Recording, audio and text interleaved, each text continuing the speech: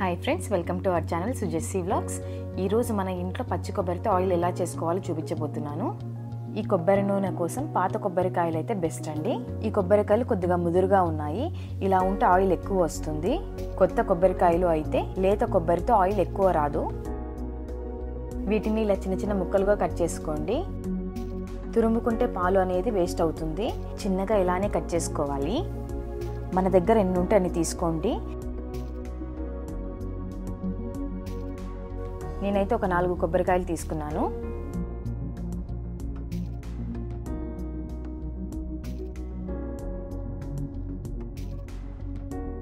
ఇలా అన్నిటినీ కట్ చేసుకున్నాక ఒక మిక్సీ జార్లో సగం వరకు ఈ కొబ్బరి ముక్కల్ని వేసుకొని ఫస్ట్ ఒకసారి గ్రైండ్ చేసుకోవాలి.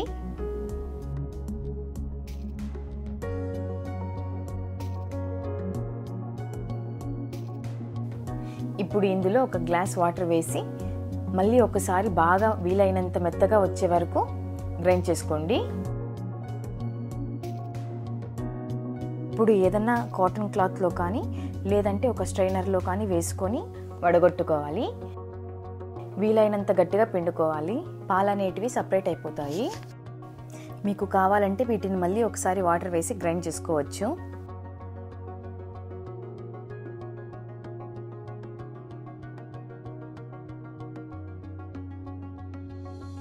ఇలానే అన్ని కొబ్బరి ముక్కల్ని గ్రైండ్ చేసుకొని కొబ్బరి పాలు తీసుకోవాలి.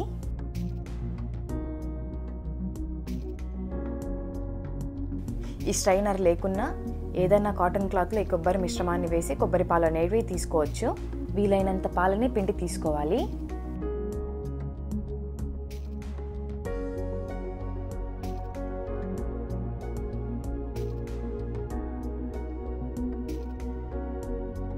ఇలా అన్ని పాలు తీసుకున్నాక ఇప్పుడు ఏం చేయాలంటే ఒక 6 అవర్స్ పాటు అలా బయట పెట్టాలి. కదిలించకుండా అలానే పెట్టాలి. టైం లేదు అనుకునే వాళ్ళు డీప్ ఫ్రీజ్లో ఒక 1 అవర్ సరిపోతుంది. నార్మల్గా అయితే ఒక 5 to 6 అవర్స్ అలానే వదిలేయండి. దానివల్ల పాలకు పాలు నీళ్ళకు నీళ్ళు సపరేట్ అయిపోతాయి.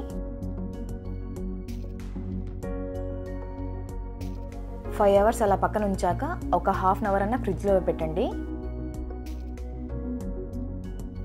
ఇలా కొంచెంసేపైనా ఫ్రిడ్జ్లో పెట్టడం వల్ల ఇలా గట్టిగా ఉంటుంది. చూడండి, పాలు వాటర్ అనేది సపరేట్ అయిపోయాయి. వాటర్ అంతా కిందికి వెళ్ళిపోతాయి. ఇలా ఈజీగా తీసుకోవచ్చు. పాలని ఇలా ఈజీగా తీసుకోవచ్చు. ఇప్పుడు దీన్ని కట్ చేసుకొని ఒక కడాయిలో వేసుకుందాం. ఈ వేస్ట్ వాటర్ని పడేయచ్చు. ఇలా చాలా ఈజీగా కోకోనట్ ఆయిల్ని ప్రిపేర్ చేసుకోవచ్చు. ఒరిజినల్ కోకోనట్ ఆయిల్ యూజ్ చేయడం వల్ల హెల్త్కి, హెయిర్కి చాలా బెనిఫిట్స్ ఉన్నాయి.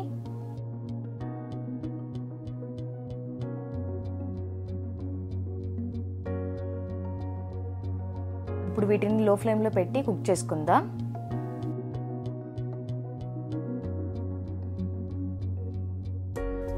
కొద్దిగా టైం పడుతుంది అంతే. సేమ్ నెయ్యి ఎలా కంచుతామో అలానే కంచుకోవాలి. దీన్ని కూడా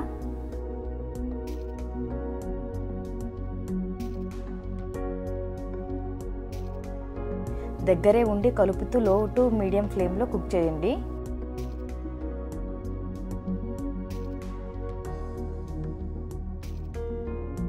ఇలా కుక్ అవుతున్నప్పుడు ఆయిల్ అనేది వస్తుంది చూడండి.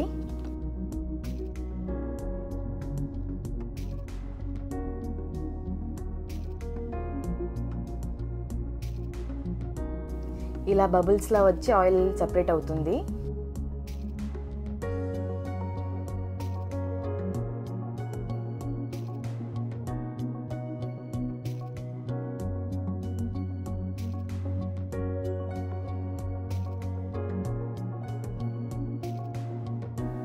మీరు ఈ టైంలో కడాయికి మూత పెట్టేయండి, లేకుంటే ఆయిల్ అనేది చిట్లుతుంటుంది.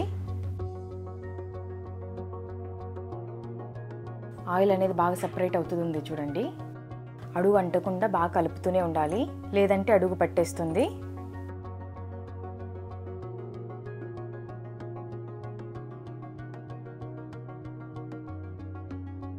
ఇలా ఎంతసేపు కలుపుతూ ఉండాలంటే ఈ వైట్ అనేది బ్రౌనిష్గా వచ్చేంత వరకు కలపాలండి.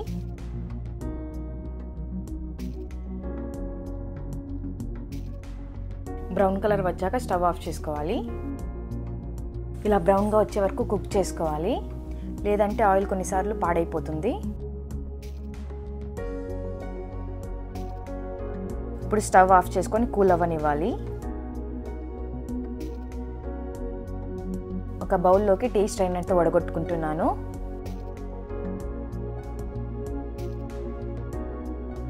ఈ పిప్పిని మళ్ళీ ఒకసారి స్పూన్తో ప్రెస్ చేసుకుందాం. ఆయిల్ అనేది వస్తుంది. దీంట్లో కూడా చాలా ఆయిల్ ఉంటుంది, అందుకని 4 కొబ్బరికాయలకు సుమారు 250 గ్రామ్స్ దాకా కొబ్బరి నూనె వచ్చింది. ఆయిల్ని పూర్తిగా కూల్ అవ్వనివ్వాలి. కూల్ అయ్యాక ప్లాస్టిక్ జార్లో కానీ గ్లాస్ జార్లో కానీ స్టోర్ చేసుకోవాలి.